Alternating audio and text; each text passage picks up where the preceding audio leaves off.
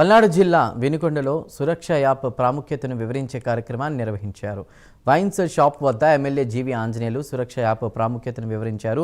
మద్యం బాటిల్పై ఉన్న క్యూఆర్ కోడ్ను ఈ యాప్ ద్వారా స్కాన్ చేసి కల్తీ మద్యాన్ని గుర్తించవచ్చని తెలిపారు.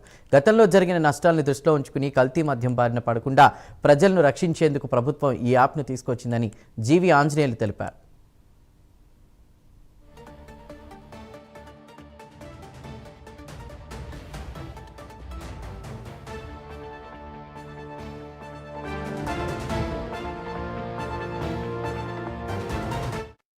ప్రభుత్వ కల్తీ మద్యం వలన 35 లక్షల మంది హాస్పిటల్ పాలైతే ఒక్కొక్క కుటుంబానికి లక్షల రూపాయలు ఖర్చు అయింది. రోడ్డును పడ్డారు. అలాగే 32,000 మంది ప్రాణాలు పోతే ఈరోజు ఆ కుటుంబాలు రోడ్డును పడ్డాయి. గత ప్రభుత్వం జగన్మోహన్ రెడ్డి ప్రభుత్వ నిర్వాహకం వలన కల్తీ మద్యం రాష్ట్ర ప్రజల్ని సర్వనాశనం చేసింది. వాళ్ళు మాత్రం 3,500 కోట్లు దోచుకున్నారు. వాళ్ళ దోపిడీ కోసం ప్రజల ప్రాణాలను బలితీశారు. ఇది ఎంతవరకు సమంజసం? అవినీతి సంపాదన కోసం ప్రజల ప్రాణాలను బలిస్తారా?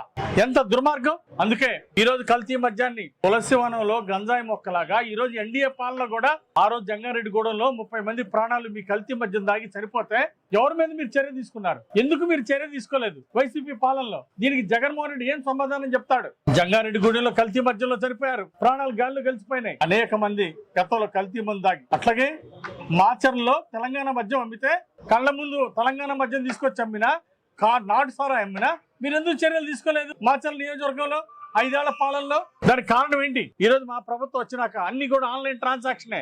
ప్రతి రూపాయి అకౌంటబిలిటీ, ప్రతి రూపాయి ఆన్లైన్ పేమెంట్ ద్వారానే ఈ రోజు అమలు చేసాం.